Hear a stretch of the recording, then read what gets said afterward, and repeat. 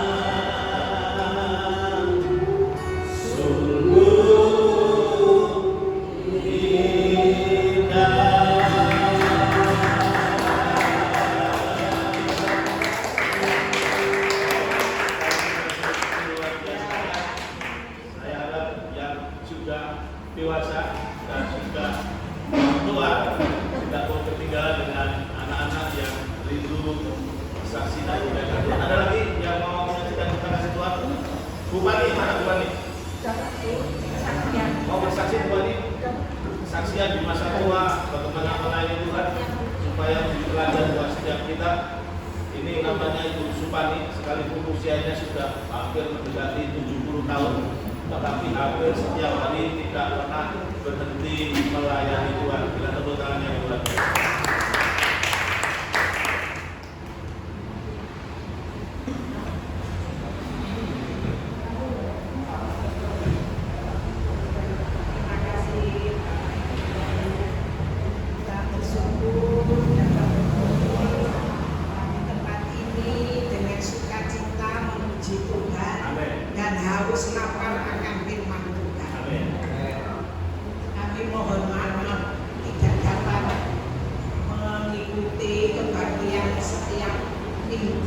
Setiap Sabtu karena grup saya itu banyak sekali. Nah kalau kebaktian itu juga hari Sabtu, maka dari itu saya diberi Pak Eko, ya maaf ya Pak, saya ini tugas di sini, saya tugas di sini. Nah ini hari ini kami bersyukur dapat berkumpul Bapak Ibu sekalian. Bapak Ibu yang kami hormati, di dalam hidup, sisa hidup kita gunakan untuk mencari Tuhan, untuk melekat pada Tuhan, dan untuk berusaha melakukan firman Tuhan. Mohon pertolongan dengan Roh Kudus. Amin. Bapak Ibu, di hari tua kita harus jaga, memberi nutrisi kepada jiwa kita, tubuh kita, dan roh kita. Beri ya supaya tubuh jiwa kita sehat, tubuh kita jaga, yaitu mari Bapak Ibu berolahraga, ya, tiap hari berolahraga walaupun hanya setengah jam, lalu menjaga kesehatan dengan memberi makanan yang sehat, yang bergizi, agar tubuh kita kuat. Kalau tubuh kita kuat, kita bersekutu dengan Tuhan, bersekutu dengan saudara-saudara kita dengan semangat, dengan hati yang gembira. Tapi kalau badan kita lodoh, akan berangkat saja, ya. Ini berangkat atau tidak? Saya sebetulnya dulu WA Bu Hati, tidak nggih, kula pun kangen. Mungkin Bu Hati karena capek, katanya kalau capek ya gampang itu. Lalu kita memberi sehat roh kita, Bapak Ibu. Kita harus memberi nutrisi firman Tuhan. Kami itu di gereja saya, tugas saya itu seksi PA, jadi seksi pendalaman kitab suci. Nah, kalau hujan itu sebelum dibawakan PA di majelis itu dibahas dulu. Baik saya ikut membahas dengan pendeta-pendeta itu. Setelah dibahas dan yang majelis yang mungkin memimpin PA ikut membahas itu. Setelah dibahas majelis lalu dibawa ke kelompok-kelompok. Nah itu kadang-kadang saya tidak dapat berangkat pada hari hujan itu. Saya pamit, Pak, saya pamit ya. Saya tugas saya mengirim firman Tuhan tiap malam dan pagi. Maka dari itu Bapak Ibu jangan jemu-jemu kalau menerima kiriman firman Tuhan dari saya. Saya begini, pokoknya firman Tuhan saya kirimkan, dibaca terserah, tidak terserah, pokoknya saya sudah berusaha mengabarkan kabar keselamatan. Jadi kita memberi nutrisi rohani kita dengan firman Tuhan, dengan melekat pada Tuhan, karena dekat dengan Tuhan hidup kita akan tenang. Lalu jiwa kita, Bapak Ibu, kita beri nutrisi, yaitu hati yang gembira. Karena hati yang gembira adalah obat. Lalu kita berkomunikasi dengan sebanyak-banyaknya. Saya itu ya lansia di gereja saya itu ada yang umurnya itu 85 tapi masih naik sepeda motor, walaupun sering jatuh tapi dia tidak kapok. Nah saya terinspirasi teman-teman yang sudah tua, yang sudah 85 tahun saja berani sepeda sendiri, aku harus berani. Saya minta perlindungan malaikat Tuhan menjaga kita. Jadi teman-teman lansia di gereja saya itu umur paling muda itu umur 60, paling tua 85, yang kebanyakan 70 ke atas. Tapi dia bersemangat, bersuka cita.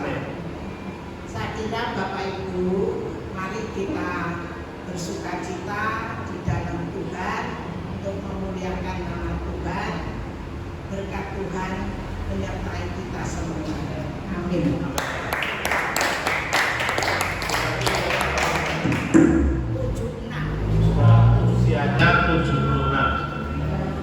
Usianya 76 masih semangat melayani Tuhan.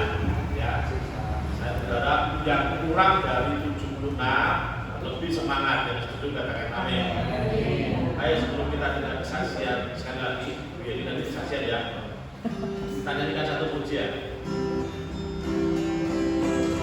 Hidup ini adalah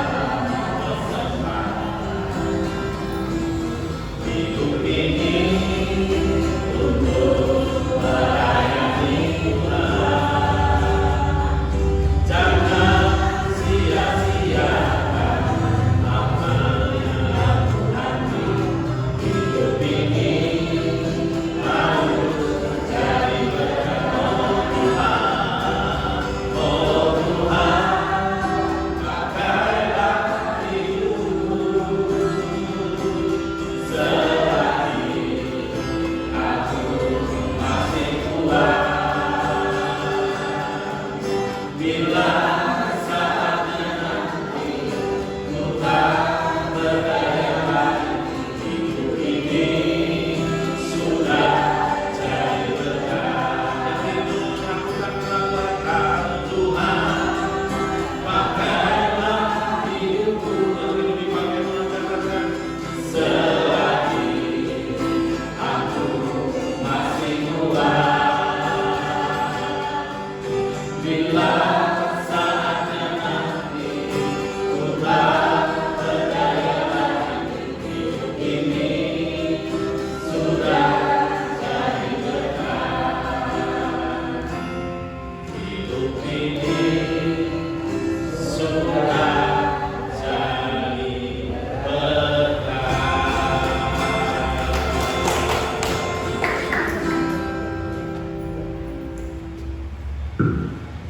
Shalom semuanya. Siang hari ini semuanya mendapat berkat. Amin. Kami mendapat urapan dari Tuhan. Amin. Oke, saya pun mendapatkan. Luar biasa hari ini. Roh Kudus selalu menjamah kita, terutama Bapak Syekh. Luar biasa jamahan Tuhan, Roh Kudus. Enggak semuanya sekarang sudah lega kelompok saya. Puji Tuhan.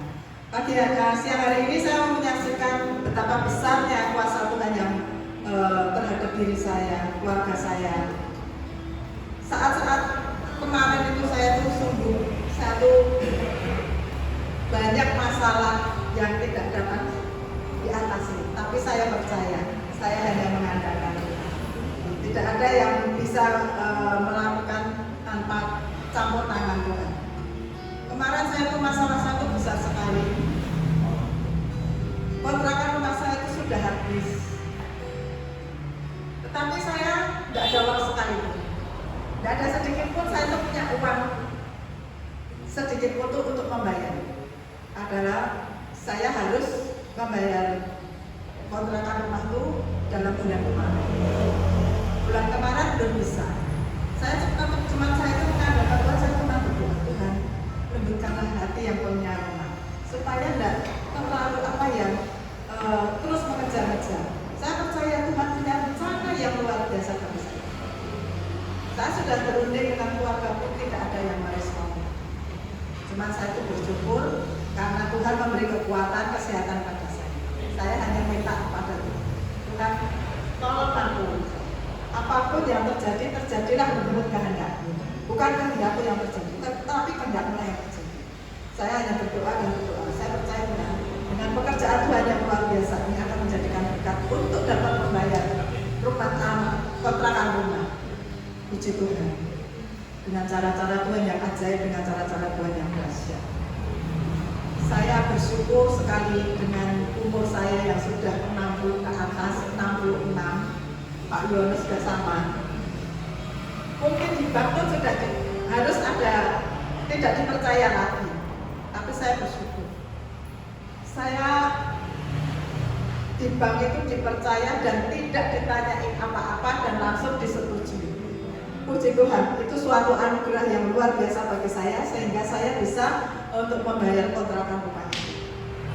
Dan mujizatnya lagi, Tuhan memberikan yang terbaik hingga mendapatkan modal yang luar biasa daripada Tuhan. Puji syukur, terima kasih. Tuhan itu sangat baik. Sehingga saya cuma percaya Tuhan dengan modal yang Tuhan berikan saat ini. Aku percaya Tuhan akan memberikan pekerjaan Tuhan ini menjadi yang luar biasa. Akan tetap dapat dikembangkan sayap kanan kiri depan belakang. Amin. Amin. Ternyata Tuhan benar. Saat-saat sekarang saya bersyukur dan berterima kasih pada Tuhan dengan cara-cara Tuhan yang ajaib, dengan pekerjaannya Tuhan sekarang berjalan dengan baik dan mendapatkan berkat yang daripada Tuhan. Puji syukur, makasih. Tuhan memberkati.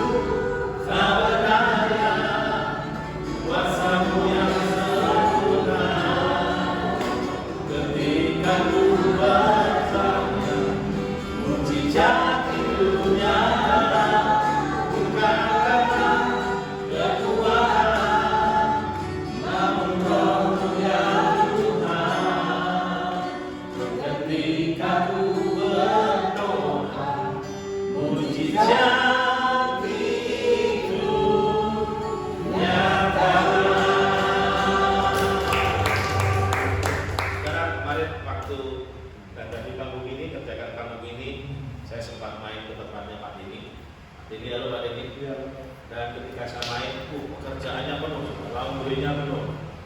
Dia berkata, Pak, puji Tuhan, sejak saya aktif saat teduh sama istri, memuji, menyembah Tuhan bersama, langganan lama kembali semua. Yang pekerjaan ini bukan Pak Dini mau bersaksi? Mari Pak Dini, silakan. Mari Pak Dini, ya kita tepuk tangan buat Pak Dini. Semangatnya yang luar biasa. Shalom. Shalom. Saya menyaksikan cinta Tuhan yang luar biasa. Karena Tuhan itu kalau memberi itu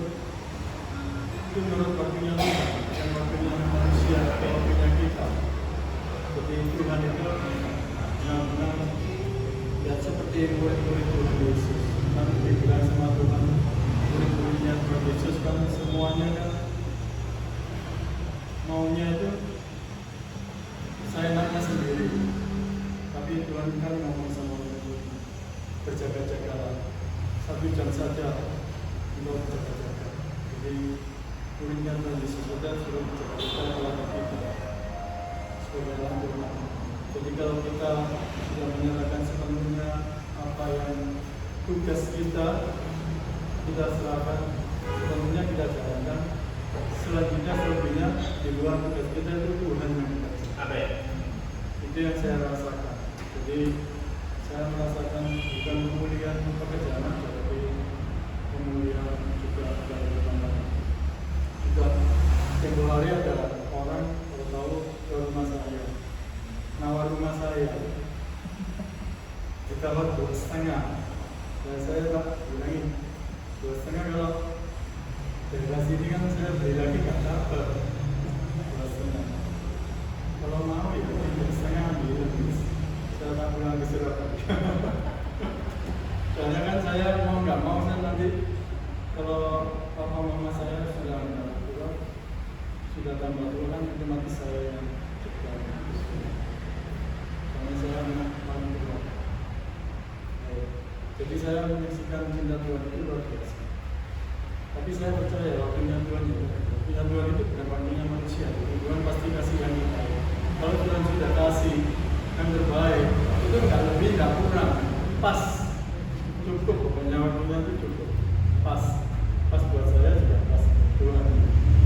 Jadi kita nggak akan merasa kecewa waktu Tuhan tolong, waktu Tuhan kasih, pas waktunya Tuhan itu kita merasa ada sukacita yang ada. Itu yang saya rasakan.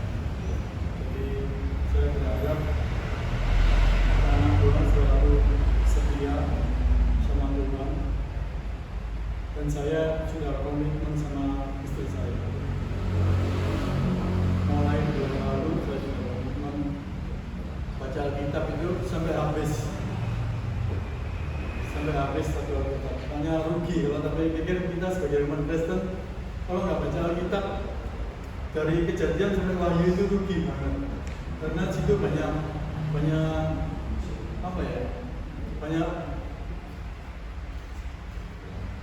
nubuatan Tuhan, firman Tuhan yang bisa menuntun hidup kita secara nggak langsung. Jadi jangan takut dengan masalah apapun yang seperti itu. Jadi tadi bilang masalah, kalau sudah dalam Tuhan masalah itu kecil, Tuhan pasti ambil alih. Di luar kemampuan kita Tuhan pasti ambil alih. Itu yang terjadi. Saya nggak mau kalau kita sebagai anak Tuhan sudah, apalagi sudah dikasih karunia Roh Kudus, kita gunakan setiap hari. Pasti kita akan dalam perlindungan Tuhan. Tuhan gak akan buat anaknya itu malu atau kecewa atau dibuat cemoohan sama orang-orang yang lain. Pasti Tuhan kasih supaya anaknya itu bisa jadi berkat buat orang-orang. Dan itu pun menurut waktunya Tuhan. Jadi sekian kesaksian saya, semangat dalam Tuhan.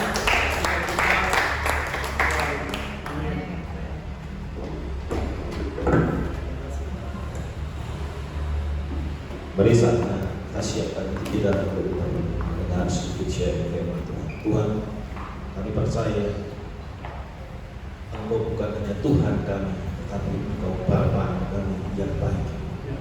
Dan kami percaya Bapa yang baik, Bapa yang senantiasa akan memelihara anak-anak-Mu Tuhan. Bahkan anak-anak-Mu tidak akan pernah berkekurangan.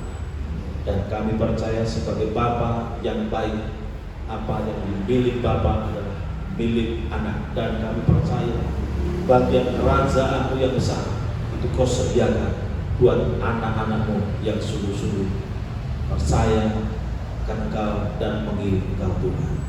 Saatnya siang hari ini kami rindu mendengar sharing firman-Mu, berbicara kepada kami siap mendengar, dan hanya di dalam nama Tuhan Yesus Kristus kami siap mendengarkan sharing firman-Mu. Yang siap mendengarkan sharing firman Tuhan katakan sama-sama amin. Sekali lagi sama-sama amin. Shalom, sudah dikasih Tuhan.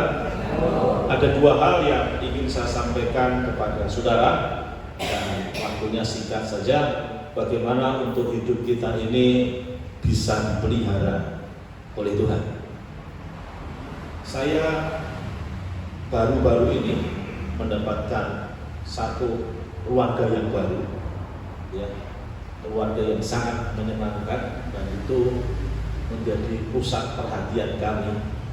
Keluarga bukan manusia, tapi saya pelihara seekor anjing, ya, itu namanya Coki. Namanya siapa saudara? Coki. Saya dikasih seekor anjing, bagus begitu, dan anjingnya sangat kecil begitu. Dia katanya ras Chihuahua atau apa gitu, karena saya bawa ke Shalom Hewan. Nah, saudara, saya sekeluarga sebelumnya pernah pelihara yang namanya kucing, dan saya beli kucing 2 kali dan berakhir saya kasihkan orang. Karena apa? Ya mulai sanggon-gon, mulai sanggon-gon, nyokoti opo-opo, sehingga rasanya sudah tidak sanggup lagi saya kasih orang. Tetapi kali ini saya pelihara sesuatu yang berbeda. Dan ketika anjing ini saya pungut, saya tidak tahu. Ketika saya ambil itu, saya kok senang gitu. Dan ketika saya senang, apa yang terjadi? Oh ternyata anjing saya pelihara, saya upeni itu ternyata ada kutunya juga, ya, baunya nggak enak juga. Tetapi karena saya tahu, saya sudah menyukai ini dan saya anggap sebagai bagian keluarga kami, saya bawa ke salon, dan salonnya ya salon yang terbaik. Gitu. Padahal hanya untuk seekor anjing, dan kami bawa ke salon, kemudian divaksin, dikasih obat cacing, ya harus begini begitu, akhirnya jadi tambah cantik dan wanginya luar biasa. Dan saat itu istri saya udah bilang, Pak, nek kowe ngopeni anjing, ngopeni ono lho. Kok aja kowe ngopeni tok terus aku sing nimpali kotorannya dan sebagainya, wis aku ngopeni waktu dhewe sange gitu. Oh ya. Tapi karena saya senang gitu, akhirnya ya saya pelihara itu. Dan ketika saya ambil itu anjing, saya kasih fasilitas yang terbaik, langsung saya berikan kandang yang terbaik, saya berikan baju yang terbaik, saya berikan makanan yang terbaik. Sehingga fokus kami bukan kepada hal-hal yang lain lagi. Fokus kami hanya bagaimana untuk apa mengasihi anjing itu, sehingga anjing itu menjadi sesuatu yang menarik buat saya. Dan ternyata betul, ketika anjing ini saya pelihara, saya cintai, saya kasih makan yang terbaik gitu. Saya kasih baju yang terbaik, parfum yang terbaik, sampo-nya mungkin lalat. Kalau saya cukup sampo saset aja, ini sampo-nya sampo yang mahal. Bahkan kalau sampai pada anjing itu nggak mau makan, ini ngopo ya? Mergone kok nggak mau makan, kenapa ya? Coba kita coba makan yang ini sampai akhirnya menemukan anjing itu mau makan. Jadi hanya untuk satu keluarga baru, peliharaan anjing yang saya cintai, saya kasihi saja. Saya berusaha tahu apa yang menjadi kesukaan anjing, makanannya seperti apa. Saya berusaha turutin sedemikian rupa. Bahkan kemarin saya berikan kasur supaya apa? Dia tidurnya nyaman. Saya berikan kasur juga, bagus, cantik gitu. Dan bukan hanya berhenti sampai itu. Setelah saya berikan kasur gitu, kok kasihan ya kalau dia tidur sendirian. Nggak ada yang ngancani, nggak ada yang ngobrol. Udah, saya ambil itu kasur, saya bawa ke kamar. Saya tempatkan di kasur saya, di kamar saya, dan dia nurut aja tidur di kasur itu. Sehingga malam saya bukan nemani Bu Hari, saya nemani anjing. Untuk apa? Sesuatu yang saya cintai dan saya kasih. Sampai Bu Hari sendiri dari yang nggak suka. Semua kalau dia dekat itu gonggongin. Ya berusaha seperti kayak marah gitu kan. Tapi lama-lama coba kamu kasih makan gitu. Ini loh, dia kesukaannya itu setiap pagi telur rebus. Dia coba kasih gitu. Lalu lama-lama dekat. Akhirnya suka mendekat, suka bermain. Kalau dia enggak kelihatan dicari begitu. Nah, saudara, itu untuk sesuatu yang dicintai dan disukai. Dan tentunya anjing saya nggak akan pernah khawatir apa yang dia makan, minum, pakai, nggak pernah khawatir karena tuannya tahu ya bagaimana harus menyenangkan hatinya. Nah, hal yang sama sebenarnya hidup dalam pemeliharaan Tuhan itu sangat simpel. Jadilah pribadi yang disukai oleh Tuhan. Jadilah pribadi yang benar-benar Anda ini dicintai Tuhan. Jadilah pribadi yang benar-benar Anda ini bisa menarik perhatian Tuhan. Alkitab berkata dalam kitab Injil Matius, carilah dulu kerajaan Allah dan kebenarannya, maka semuanya, apa saudara? Sebagian atau semuanya? Semuanya, seluruhnya akan ditambahkan kepadamu. Oleh karena itu bagianmu adalah mencari kerajaan Allah dan mencari kebenarannya, dan bagian Tuhan itu menambahkan semuanya kepadamu. Oleh karena itu simpel hidup dalam pemeliharaan Tuhan. Itu carilah dulu kerajaan Allah dan kebenarannya. Mencari kerajaan Allah itu bagaimana? Menjadikan Dia sebagai Tuhan yang berdaulat penuh. Menjadikan Tuhan benar-benar Tuhan kita, dan kita ini adalah umat dan hamba yang mengasihi dan melakukan perintah. Bayangkan, pernah tidak kita berpikir bagaimana 3 juta orang Israel yang hidup di padang gurun? Tidak ada mall, tidak ada pasar tiban, tidak ada pedagang kaki lima, tidak ada hit atau wedangan yang buka malam. Hanya di padang pasir yang kalau siangnya panas luar biasa, saya pernah ke Israel, dan malam dinginnya luar biasa. Mereka bisa dipelihara Tuhan selama 43 kekurangan. Ketika siang ada tiang awan yang menyertai sehingga mereka tidak kena terik panas matahari. Ketika malam dengan dinginnya padang gurun yang luar biasa dan munculnya hewan-hewan binatang buas, ular, kalajengking tidak pernah memagut mereka, dan mereka tidak pernah mati karena dicelakai oleh binatang-binatang padang gurun. Karena apa? Hidup dalam perlindungan Tuhan yang luar biasa. Pemeliharaan Tuhan yang luar biasa. Kenapa mereka bisa hidup dalam pemeliharaan Tuhan yang luar biasa? Kuncinya karena mereka setia beribadah kepada Tuhan. Mereka beribadah kepada Tuhan dan menghadirkan Tuhan di tengah-tengah pada turun dalam bentuk tiang awan bagian hati. Jadi bagian hidup orang Kristen yang dipelihara itu simpel sekali. Setia beribadah. Ibadah itu bukan hanya minggu. Ibadah itu bukan hanya Sabtu seperti ini. Ibadah itu bukan hanya di persekutuan, tapi ibadah kita ini adalah kehidupan kita. Ini adalah ibadah pada Tuhan. Dalam Roma pasal 12 ayat 1, persembahkanlah hidupmu sebagai persembahan hidup yang kudus dan berkenan kepadanya. Dan kalau kau sudah melakukan bagian ibadahmu yang terbaik, bagiannya Tuhan adalah memberkatimu. Yang setuju katakan amin. Yang setuju katakan amin. Ibadah ini ya hidup yang mengasihi. Jadilah umat dan domba-domba yang nurut sama Tuhan, dengar-dengaran firman Tuhan. Amin ya saudara. Makanya Pak Deni karena setia baca firman, beribadah, sungguh-sungguh hatinya melekat kepada Tuhan. Tuhan tidak tega membiarkan kalau berjalan sendiri. Tuhan tidak tega kalau melihat bisnisnya sepi, maka kirimlah pelanggan-pelanggan yang terbaik.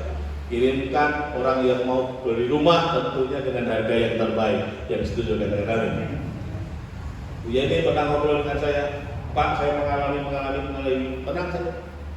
Tuhan itu membiarkan setiap kita itu mengalami pengalaman pribadi. Itu juga kami. Tuhan izinkan masalah-masalah terjadi dalam hidup kita supaya kita ini benar-benar belum ya.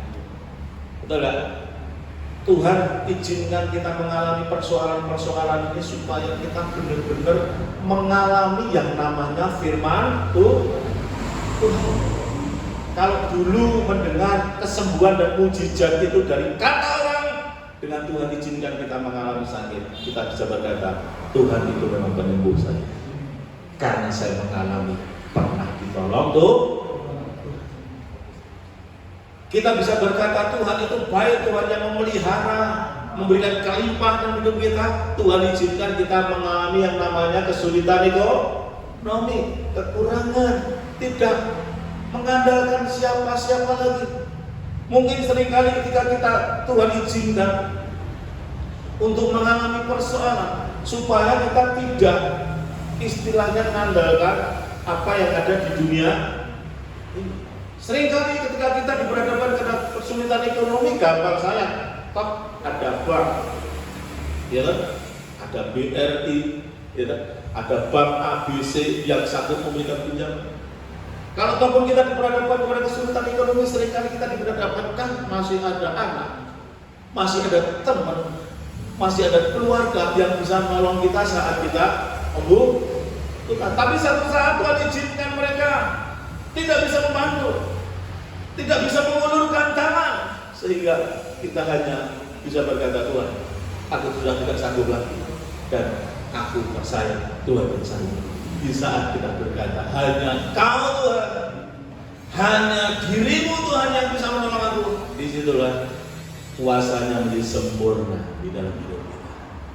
Oleh karena itu, saya percaya dengan kita mengalami pengalaman-pengalaman pribadi bersama Tuhan, kita akan semakin lebih kuat di dalam Tuhan. Kita akan semakin mengerti bahwa Tuhan kita ini Tuhan yang bisa diandalkan. Jadi pagi ini kalau berbicara tentang pemeliharaan Tuhan, kuncinya satu, setialah beribadah kepada Tuhan, baca firman, bersekutu, ya, melayani Tuhan, hidup benar di hadapan Tuhan, dan bagian Tuhan adalah memelihara kita. Yang terakhir, mari kita baca Alkitab kita. Kita baca Alkitab kita di dalam Yohanes pasal 16 ayat yang ke-7. Yohanes 16 ayat yang ke-7. Yohanes 16 ayat yang ke-7. Baca sama-sama firman Tuhan ini. 1, 2, 3. Namun benar yang aku katakan ini kepadamu adalah lebih berguna bagi jika aku pergi, sebab jika aku tidak pergi, penghibur atau Roh Kudus itu tidak akan datang kepadamu. Tetapi jikalau aku pergi, aku akan mengutus dia kepadanya. Ayat firman Tuhan ini berbicara tentang peristiwa Pentakosta atau peristiwa pencurahan Roh Kudus atau peristiwa turunnya Roh Kudus. Nah, Tuhan Yesus sedang ingin menjelaskan kepada murid-muridnya kenapa dia harus pergi, kenapa dia harus naik ke surga. Tentunya adalah sebuah harapan yang besar jika Yesus itu tetap bersama-sama dengan murid. Sebuah masa depan yang terjamin ketika Yesus itu bersama-sama dengan muridnya. Bagaimana tidak, murid-muridnya berkumpul dengan Yesus selama berapa? 2,5 tahun. Bersama Yesus hidup mereka dijamin oleh Tuhan, dipelihara oleh Tuhan, dilindungi oleh Tuhan, dan Tuhan berkuasa menghadirkan apapun, melakukan apapun di saat mereka menghadapi kesulitan. Bayangkan hidup di tengah-tengah Yesus yang bisa membuat orang mati menjadi hidup. Orang yang sudah mati 4 hari, Tuhan Yesus bisa bangkitkan. Bukankah berarti murid-murid tidak takut dengan kematian? Karena saat mereka mengalami apapun yang berkaitan dengan kematian, mungkin kecelakaan, dibunuh, Yesus sanggup membangkitkan. Murid-murid tidak perlu khawatir lagi tentang makan. Yesus bisa membuat 5 roti dan 2 ikan, bisa mengenyangkan 6.000 orang. Berarti murid-muridnya tidak perlu khawatir untuk apa? Untuk makan. Karena apa? Kapan saja Yesus bisa buatmu. Tidak. Mungkin murid-muridnya pengen burger begitu, pengen Kentucky Fried Chicken begitu, Yesus bisa buat mujizat sehingga mereka tidak takut akan kelaparan. Yesus bisa menyembuhkan orang sakit dengan kategori sakit apapun, dari sakit sejak bawaan lahir maupun sakit buta maupun lumpuh. Yesus bisa buat mujizat berjalan. Artinya kalau Yesus bersama-sama dengan mereka, murid-murid tidak perlu takut lagi. Sehingga murid-murid khawatir kalau Yesus meninggalkan mereka. Tetapi Yesus berkata apa? Namun benar yang kukatakan kepadamu adalah lebih baik kalau Yesus pergi. Tetapi Yesus pergi tidak membiarkan murid-murid berjalan sendiri. Tidak membiarkan murid-murid sebagai yatim piatu. Bahkan Yesus berkata, aku sekali-kali tidak akan pernah membiarkan kau sebagai yatim piatu. Dan kepergian Yesus itu akan menjadikan sesuatu yang lebih baik, sebab Yesus akan memberikan pengganti. Di sini dalam kata penghibur atau penolong itu menggunakan kata parakletos. Parakletos itu artinya seorang penolong, pribadi penolong yang sama, yang akan diutus untuk mendampingi mereka. Cuma permasalahannya, kalau Yesus memakai tubuh jasmani, terikat dengan tubuh jasmaninya sebagai pribadi Yesus yang perlu makan minum, maka dia akan terbatas dalam mendampingi, menyertai murid-murid. Kenapa? Murid-muridnya makin hari Yesus makin berkembang secara luar biasa. Bukan hanya di Yerusalem, di Yudea, sampai seluruh ujung bumi mereka percaya dan mendengar kata-kata Yesus. Jadi pengaruh Yesus sangat besar, makin hari makin luar biasa, berkembang menjangkau dunia. Sehingga Yesus kalau menggunakan manusia alamiahnya sebagai pribadi, dia akan terbatas dalam mendampingi murid-murid dan orang percaya. Kalau tubuhnya di Yerusalem, nggak mungkin tubuhnya di Afrika. Kalau tubuhnya di Yerusalem, di Israel, tidak mungkin tubuhnya akan bisa sampai di Indonesia, bisa sampai di ujung bumi. Makanya Yesus pergi untuk menyediakan penolong, penghibur, yaitu Roh Kudus yang bisa hadir dimanapun Roh Kudus itu ingin hadir. Jadi peristiwa kenaikannya yang baru saja kita peringati itu sebagai sebuah momen yang luar biasa, sebagai sebuah kesempatan yang luar biasa untuk Yesus memberikan penyertaannya kepada orang yang percaya. Yang penyertaan Yesus itu tidak berbeda kualitas atau pribadi Yesus yang berkuasa penuh atas kematian dan kehidupan, atas maut, pribadi Roh Kudus yang sama, yang bersama-sama dengan kita. Makanya Yesus harus naik ke surga supaya Roh Kudus itu turun. Yang setuju katakan amin. Roh Kudus itu datang dan hadir dalam hidup kita. Jadi inilah fase masa perjanjian Alkitab. Ada perjanjian lama, ada perjanjian baru, ada zaman Roh Kudus dan ada zaman orang percaya. Seperti di Indonesia ini ada masa zaman Orde Lama, Orde Baru, Orde Reformasi, dan tak tahu orde apa. Dan fase-fase sekarang ini adalah zaman di mana Tuhan bekerja bersama-sama dengan kita. Yang itu juga dengan kami. Pribadi Roh Kudus, pribadi yang luar biasa, pribadi yang dahsyat, itu Tuhan sediakan buat kita, buat mendampingi dan tinggal dalam hidup orang percaya. Tetapi kenapa kita sebagai orang percaya tidak merasakan penyertaannya? Sebagai orang percaya kita merasa berjalan sendirian. Sebagai orang percaya kenapa kita tidak pernah bisa merasakan Yesus itu nyata dalam hidup kita? Karena sekalipun Roh Kudus sudah diberikan, sudah turun ke dunia dan diberikan kepada orang percaya, kita tidak pernah melibatkannya dia sebagai pribadi yang ada. Kenapa kita merasa takut? Kenapa seringkali kita khawatir? Kenapa seringkali kita merasa bimbang? Kenapa seringkali kita merasa berjalan sendiri, dan kenapa seringkali kita merasakan hidup kita ini berat? Kuncinya karena kita berjalan sendiri. Coba, kalau kita ini punya penolong, sebagai suami punya penolong, apa-apa masak sendiri, nyapu ya nyapu sendiri, ngepel ya ngepel sendiri, gitu. Nyuci ya nyuci sendiri, jemur ya jemur sendiri, ke pasar ya ke pasar sendiri. Berat tak?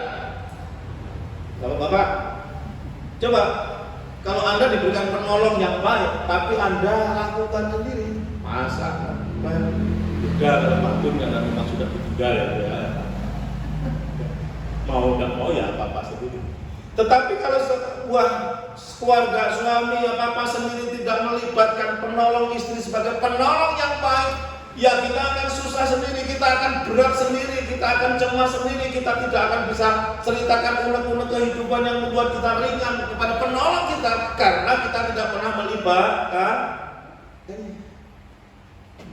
Saudara, mari momentum pencurahan Roh Kudus, turunnya Roh Kudus di tengah-tengah kita itu momentum yang menyegarkan kita. Bagaimana tidak? Kuasa dari tempat yang maha tinggi itu turun kepada orang percaya, bahkan itu didelegasikan, diberikan kepada orang yang percaya. Artinya apa?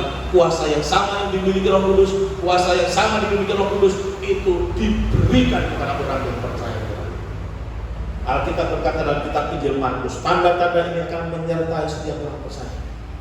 Bahkan ketika orang itu percaya kepadaku, maka dia akan bisa melakukan perkara-perkara besar, bahkan perkara-perkara yang pernah Yesus lakukan. Bukan bayangkan, kuasa yang luar biasa, kuasa yang dinamis itu yang tinggal dalam hidup kita ini akan melebihi bahkan apa yang pernah Yesus lakukan. Artinya apa yang Yesus dulu pernah buat bisa juga kita lakukan kalau kita bekerja bersama dengan Roh Kudus. Yang itu dikatakan amin. Bahkan lebih besar. Cuma yang jadi pertanyaan, bagaimanakah mengaplikasikan Roh Kudus itu menjadi penolong setiap hari? Alkitab berkata dalam kitab Korintus, tidak tahukah kamu bahwa tubuhmu adalah apa? Bait Roh Kudus, dan Roh Kudus diam di dalam kamu. Kita orang yang berdosa, kita orang yang binasa karena dosa. Oleh karena percaya kepada Yesus, Yesus mengubah hidup kita menjadi bait Allah. Dulu dalam perjanjian lama, Yesus hadir atas bait Allah. Yesus hadir di dalam bait Allah. Allah hadir di tempat-tempat tertentu yang namanya bait Allah. Sekarang hidup kita ini sudah diubah menjadi bait Allah oleh karena darah dan kematian Yesus. Sehingga sebrengsek apapun hidup Anda di masa lalu, di masa dulu, sebobrok apapun, sebejat apapun di masa lalu, ketika Anda terima Yesus dan Anda yang namanya terima penebusan Kristus, mulai sekarang, mulai sejak Anda terima Yesus, tubuhmu adalah bait Allah dan Roh Allah di dia. Indwelling, ada. Indwelling, tinggal. Bayangkan saudara, kalau Anda punya rumah, tiba-tiba ada tamu teman saudara, dan tamu Anda itu sangat penting, bupati atau gubernur begitu. Apa yang Anda lakukan? Saya percaya Anda akan berusaha jaga rumah Anda tetap bersih, karena ada tamu kehormatan. Tamu ini IP. Dulu yang mungkin serabda kemprong itu Anda tidak akan bersih-bersih supaya tamu Anda, tamu kehormatan Anda itu senang dan nyaman, sehingga bisa berkata, wah, rumahmu benar-benar nyaman. Saya tidak akan tinggal 2 hari deh. Saya akan tinggal berbulan-bulan di rumahmu. Karena apa? Rumahmu di rumah ada, kalau ada tamu kehormatan, Anda tidak akan bisa lagi hidup seenaknya. Tidak akan lagi tidak mandi setiap hari, pasti akan mandi. Supaya apa? Tidak mandi tidak. Rumah Anda akan pelihara tetap bersih supaya tamu Anda kerasan dan nyaman. Anda yang biasanya mungkin goreng tempe atau masak kangkung, Anda akan belanja di pasar lagi. Anda akan pilih bahan-bahan yang terbaik untuk Anda masakkan supaya tamu Anda menikmati masakan Anda dan tamu Anda kerasan dengan masakan Anda. Pribadi Roh Kudus itu diam di dalam dirimu yang sedang diberikan. Amin. Percayalah, kalau di rumah Anda ada tamu, Anda akan merasakan bagaimana Anda menjamu tamu Anda tetap. Sesuatu yang tidak kita jaga dengan baik akan membuat orang lain tidak nyaman. Jangan-jangan Tuhan itu sebenarnya mau berlama-lama duduk di rumah saudara, di hidup saudara, mau menikmati. Tetapi ada bau-bauan yang tidak sedap dari hidup Anda, sehingga yang mestinya dia berlama, mestinya dia stay, mestinya dia indwelling, dia tidak lagi bekerja dalam hidup saudara. Karena apa? Anda tidak bisa menjaga dan merawat hidup Anda. Dosa merupakan kejijikan buat dia. Penyembahan berhala merupakan kejijikan. Sikap hati yang mendua merupakan kejijikan buat dia. Sikap yang tidak menghormati akan dia membuat dia tidak bisa. Oleh karena itu, ketika saya tahu bahwa Roh Kudus ada di dalam hidup saya, ketika saya bangun pagi, saya berkata, selamat pagi Roh Kudus, tinggallah dengan saya, nyamanlah di dalam hidup saya, pimpin dan sertai hidup saya sepanjang hari, pagi, siang, sore, karena saya tahu Tuhan menjadi penolong. Amin, saudara. Berapa banyak Anda mulai mau melibatkan Roh Kudus berkarya nyata dalam hidup saudara? Angkat tangan saya dan berikan tepuk tangan yang luar biasa. Oleh karena itu, ketika Anda mau melibatkan Roh Kudus itu nyata, sempurna dalam hidup saudara, mulai libatkan dalam hal apapun juga. Ketika Anda bangun pagi, Roh Kudus selamat pagi, siap bekerja sama. Ketika Anda mau bisnis, Tuhan, Roh Kudus, hari ini saya mau produksi barang, serta pimpin dan tolong langkah tangan saya untuk mengerjakannya sehingga hasilnya bisa sempurna. Roh Kudus, pekerjaan saya sudah sempurna, tolong berkati produk-produk saya, berkati masakan saya, berkati dagangan saya. Roh Kudus, saya percaya, saya tidak bekerja sendiri, tapi Engkau bekerja dengan saya. Percaya, ketika Engkau melibatkan Roh Kudus, barang-barang yang Engkau produksi akan dibuat berbeda dengan barang-barang yang lain. Apa sih yang tidak berkompetisi di hari ini? Hari ini Anda bisa buat resep masakan ayam goreng enak, besoknya akan orang buka ayam goreng yang sama. Hari ini Anda pelihara burung berhasil, besoknya akan ada pemodal besar pelihara dengan burung yang sama. Orang berlomba-lomba berkompetisi sehingga apapun yang dihasilkan orang ketika itu menghasilkan sebuah nilai keuangan yang luar biasa, orang akan meniru. Nah, kita ini siapa? Modal terbatas, keuangan terbatas, tenaga terbatas, prasarana terbatas. Tetapi ketika Anda mengandalkan Roh Kudus, apapun yang kau buat akan dibuat berbeda dengan orang-orang pada umumnya. Orang lain boleh sepi, tapi dagangan Anda akan tetap ramai. Rumah makan orang lain boleh sepi, tapi rumah makan Anda sendiri akan dibuat ramai. Tanaman produksi apapun lain boleh krisis, tetapi jika Roh Kudus berkarya, maka Roh Kudus itu yang akan memberikan jaminan apapun yang dikerjakan dengan tangan kita, Tuhan akan buat. Kuncinya mulai hari ini, libatkan dan andalkan Roh Kudus. Pak, Roh Kudus bisa membantu soal hukum? Oh bisa.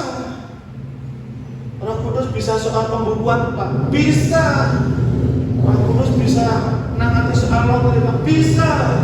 Roh Kudus bisa menangani soal ternak? Bisa. Roh Kudus memiliki kuasa dan otoritas yang tidak terbatas. Dia Allah yang simpel.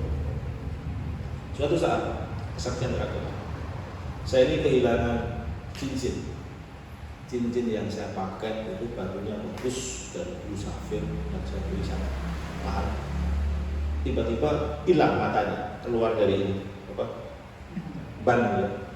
Mungkin karena sudah longgar apa, keluar jatuh. Wah, saya bingung. Saya beli dengan harga yang mahal, saya cari kemana-mana, tidak ketemu. Saya cari kemana-mana, tidak ketemu. Sampai beberapa hari saya cari kemana-mana, tidak ketemu. Tapi akhirnya saya menyerah mencari. Saya bilang, Tuhan, saya senang tapi cincin ini.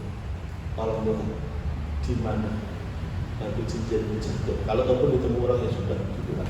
Tapi kalau itu masih di bagian saya, tolong Tuhan, ketemu. Dan saya berdoa tiba-tiba saya duduk di sofa saya, dan kemudian lihat sofa itu ada selengkitan bagian belakangnya. Masa dia cari aja di sini. Dalam masa cari ketemu. Padahal berhari-hari saya sudah berusaha cari di situ juga tidak ketemu. Tetapi ketika Roh Kudus berbicara cari di situ, saya cari ketemu di situ. Saya juga pernah berdoa sama Tuhan, cuma doanya itu. Tuhan tahu, kau maha kaya, kau punya segala sesuatu. Saya cuma pengen bukti ya gitu. Kalau Tuhan berkuasa hari ini, saya pengen duit. Ada duit yang Tuhan kasih, nggak tahu caranya. Waktu itu saya sedang berjalan kaki, waktu doa pagi, gitu. Dan saya berdoa, Tuhan, aku percaya bahwa Tuhan bisa melakukan segala perkara. Cuma tunjukkan, Tuhan, kasih uangnya.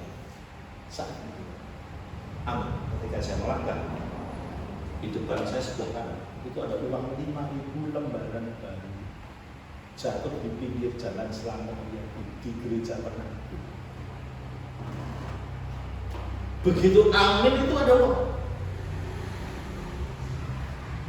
Berarti Tuhan kita itu memang Tuhan yang menepati janji. Walaupun kita kadang-kadang iseng kurang ajar, Dia tetap bisa membuktikan bahwa Dia Allah yang biasa. Cuma salah saya. Toh saya tidak menyebutkan nominalnya. Karena pengen bukti uang ya kasih 5.000 sekarang nggak bukti. Coba Tuhan kalau nggak beli 1 miliar Tuhan gitu. Bisa nggak? Bisa. Itu membuktikan bahwa Tuhan yang kita sembah itu bisa mengerjakan apa yang menjadi iman dan pengharapan kita sesuai waktu dan dan itu ada di dalam hidup saya. Siang hari ini katakan kepada dalam hati Roh Kudus, ayo praktek sama-sama. Roh Kudus, aku percaya Engkau ada di dalam hidupku, tinggal di dalam hidupku selama-lamanya. Dan hari ini aku mau bekerjasama melibatkan Engkau dalam segala perkara. Terima Roh Kudus, terima kasih Roh Kudus. Aku percaya hidupku akan dipelihara sepenuhnya dan sampai selama-lamanya. Amin. Kita tepuk tangan yang luar biasa. Amin. Kita akan tundukkan kepala, kita akan akhiri dengan doa.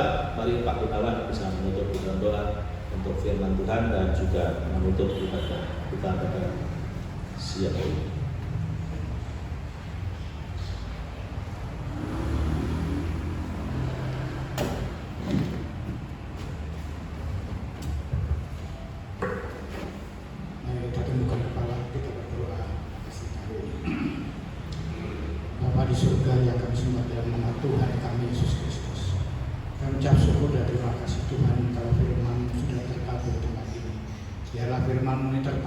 Setiap kehidupan kami ingin selalu melibatkan Roh Kudus dalam kehidupan kami. Terima kasih Tuhan sekali lagi atas firman. Berkati setiap kami yang hadir. Berkati Pak Joko yang telah menyampaikan dan berulang dari Tuhan. Terima kasih ya Bapak, sekali lagi ucap syukur dan terima kasih atas firman. Sebentar kami bersama-sama dengan Tuhan. Kiranya Tuhan berkati kami dan perjalanan pulang sampai ke rumah kami masing-masing dalam keadaan selamat. Terima kasih Bapak, sekali lagi kami ucap syukur dan kami berdoa untuk kami semua di dalam nama Tuhan kami.